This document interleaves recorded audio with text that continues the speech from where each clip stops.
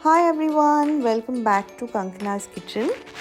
सो इसके पहले कि मैं केक की रेसिपी स्टार्ट करूं, मैं आप लोग को ये बता देती हूँ कि ये बेस मैंने कहाँ से लिया, जो पिंक कलर का प्रिटी सा बेस आप देख रहे हो, क्योंकि मुझे पता है कि इसके ऊपर बहुत क्वेश्चंस आने वाले हैं।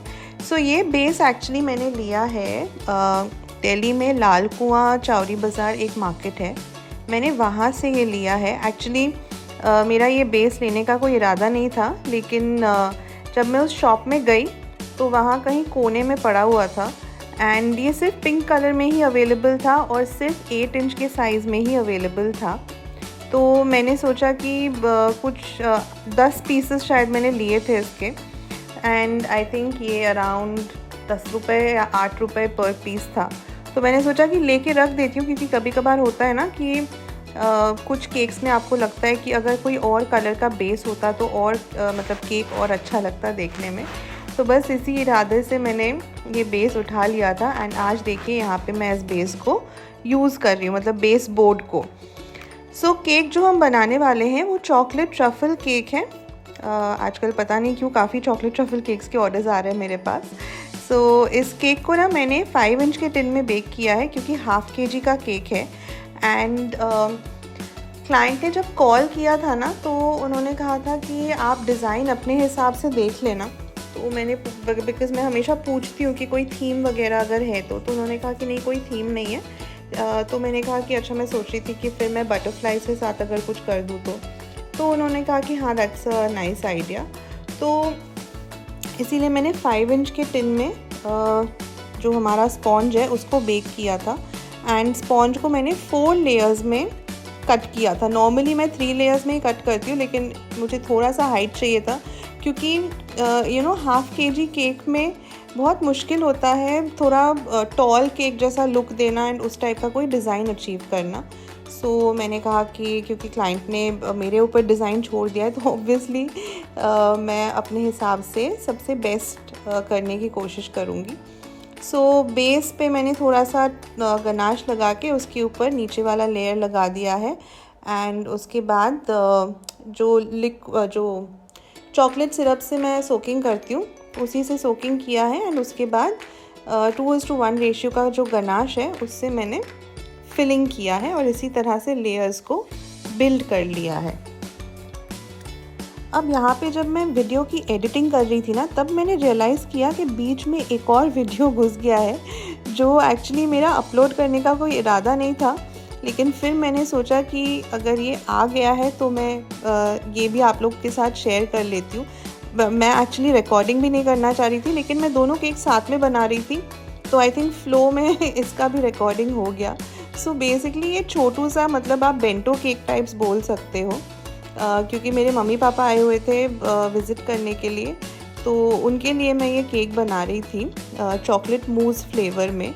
तो जैसे हम बेंटो केक के लिए अराउंड 250 ग्राम का स्पॉन्ज बनाते हैं, मैंने वैसे ही छोटू सा एक स्पॉन्ज बना लिया था 4 इंच के टिन में। एंड यहाँ पे मैं चॉकलेट मूज़ केक बना रही थी। सो क्रीम में मैंने थोड़ा सा विपिंग क्रीम मिक्स किया, जिससे कि हमारा चॉकलेट मूज़ बन गया। फिर स्पॉन्ज लिया, उसको सेम चॉकलेट सिरप से सोक किया, फिर एक मूज़ की लेयर लगाई, उसके ऊपर थोड़ा सा गनाश लगाया एंड उसके ऊपर एक और स्पॉन्ज डाल दिया। तो यहाँ पे मैंने स्पॉन्ज को मेरे ख्याल से 3 लेयर्स में मैंने स्पॉन्ज को कट किया था। और उसके बाद मैं चॉकलेट मूज़ से इसकी बाहर की फ्रॉस्टिंग भी कर रही थी।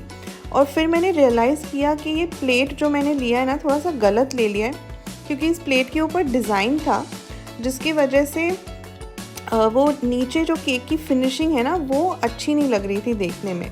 तो मैंने फिर क्या किया, ऑब्वियसली घर का केक था, इतना फ़र्क नहीं पड़ता है, लेकिन फिर भी मतलब प्रेजेंटेशन अच्छा होना चाहिए। तो मैंने फिर उस केक को इस प्लेट से शिफ्ट कर दिया एक दूसरे प्लेट पे। फिर मैंने प्रॉपरली इसको फिनिशिंग किया, स्मूथ किया साइड्स को। तो बाहर से भी मैंने इसको चॉकलेट मूज़ से ही कवर किया था। उसके बाद ऊपर से मैंने गनाश से ड्रिपिंग कर दिया एंड उसको 5 मिनट के लिए फ्रिज में रख दिया था, जिससे हमारा गनाश अच्छे से सेट हो गया था। एंड उसके बाद वापस चॉकलेट मूज़ से ही मैंने छोटा सा क्यूट सा डिज़ाइन इसके ऊपर बना दिया था। तो ऐसे मैंने छोटू सा क्यूट सा एक चॉकलेट मूज़ केक भी बना दिया। सो ये हो गया चॉकलेट मूज़ केक। अब वापस चलते हैं हमारे ऑर्डर वाले केक पे। तो अब इस केक को क्रम कोट करने के बाद मैंने आधे घंटे के लिए इसको फ्रिज में रख दिया था और उसी टाइम पे मैं चॉकलेट मूज़ केक बना रही थी। सो ये जो केक है ना, इसमें मुझे एक डुअल शेड देना था, वाइट एंड पिंक का कॉम्बिनेशन मैंने सोचा था। तो थोड़े से क्रीम में मैंने यहाँ पे फूशिया पिंक कलर मिक्स किया है एंड बाकी मैंने वाइट कलर का क्रीम पाइपिंग बैग में लिया है। सो नीचे मैंने पहले पिंक क्रीम अप्लाई किया एंड ऊपर मैंने वाइट क्रीम अप्लाई किया। उसके बाद ये जो केक है ना, इसमें मुझे एक पर्टिकुलर इफ़ेक्ट चाहिए था। जैसे आप बटर क्रीम केक्स में देखते हो ना, ऐसा लगता है कि दो कलर्स आपस में थोड़े से घुल मिल गए हैं लेकिन फिर भी आपको कलर्स अलग अलग दिखते हैं। तो मुझे कुछ उस टाइप का इफ़ेक्ट चाहिए था। तो यहाँ पे मैं उसी कोशिश में लग गई थी। तो थोड़ा पिंक थोड़ा वाइट क्रीम ऐसे लगाते हुए मैं कोशिश कर रही थी कि उस तरह का एक इफ़ेक्ट आए इस केक पे। एंड मेरे ख्याल से मैं काफ़ी हद तक वो कर पाई थी। आप लोग बताना कि कैसा लग रहा था वो इफ़ेक्ट। एंड उसके बाद इसके ऊपर मुझे बनाने थे रोजेट्स, वो जैसे हम स्वर्ल पैटर्न में रोजेट्स बनाते हैं ना, ऊपर से नीचे तक आ रहे हैं रोजेट्स, उस टाइप का। लेकिन रोजेट्स मैंने सोचा कि थोड़ा सा डार्क पिंक कलर का बनाती हूँ, ताकि जो हमारा बेस कलर है एंड जो रोजेट्स का कलर है उसमें थोड़ा सा कॉन्ट्रास्ट रहे। तो मैंने क्रीम में थोड़ा सा और पिंक कलर ऐड कर लिया ताकि थोड़ा सा डार्क पिंक शेड आए एंड उसी से फिर मैंने रोजेट्स बना लिए। उसके बाद मैंने वाइट क्रीम जो मेरे पास बची हुई थी उससे मैंने सेम दोनों के लिए मैंने 1M नोज़ल ही यूज़ किया, रोजेट्स के लिए भी। एंड वाइट क्रीम से मैंने छोटे छोटे फ्लावर्स बना दिए, बीच बीच में जहाँ पे भी गैप्स थे उससे मैंने छोटे फ्लावर्स बना दिए। उसके बाद जो हमारे वाइट स्प्रिंकल्स आते हैं, बिल्कुल जो होम्योपैथी मेडिसिन की तरह दिखते हैं ना, वाइट कलर के 0 नंबर जिसे कहते हैं, 0 नंबर के स्प्रिंकल्स, वो मैंने थोड़ा सा स्प्रिंकल कर दिया केक के ऊपर। फिर एक छोटा सा हैप्पी बर्थडे का टैग लगा दिया एंड उसके बाद मुझे इसके ऊपर लगाने थे वेफर पेपर बटरफ्लाइज। तो मैं सोच रही थी कि कौन से कलर के बटरफ्लाइज लगाऊं, क्योंकि मेरे पास पिंक था, पर्पल था, पर मैंने ब्लू सिलेक्ट किया ये सोच के कि ब्लू थोड़ा सा कॉन्ट्रास्ट में रहेगा, थोड़ा सा अलग दिखेगा। क्योंकि नॉर्मली हम अगर हम ऐसे केक्स बनाते हैं तो हम सेम कलर के ही बटरफ्लाइज यूज़ करते हैं। तो मैंने सोचा थोड़ा रिस्क ले लेती हूँ, ब्लू कलर के बटरफ्लाइज लगाती हूँ इसके ऊपर। एंड ये वेफर पेपर बटरफ्लाइज ही है, एडिबल वाले। तो मैं हमेशा क्या करती हूँ ना, बटरफ्लाइज के पीछे मैं थोड़ा सा white chocolate, melted white chocolate लगा लेती हूँ एंड उसके बाद ही मैं फिर बटरफ्लाइज को केक के ऊपर लगाती हूँ।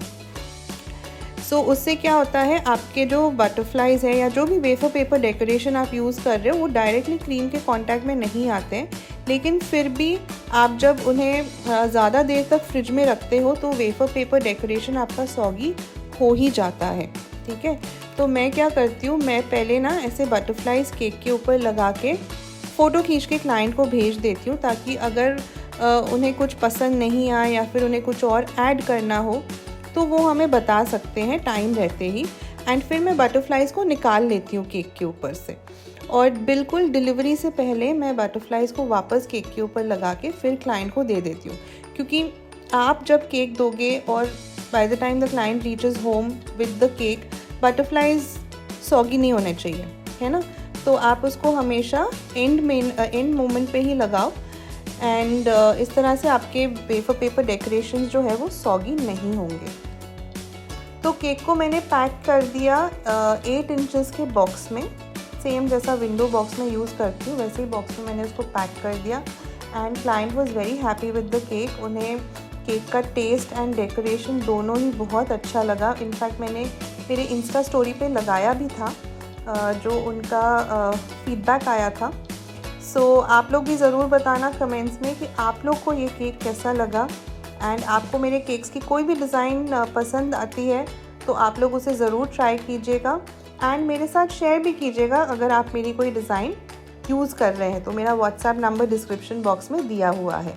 सो आई होप आप लोग को आज का केक अच्छा लगा होगा। तो आपको पता है क्या करना है, वीडियो को लाइक करना है एंड चैनल को सब्सक्राइब करना है।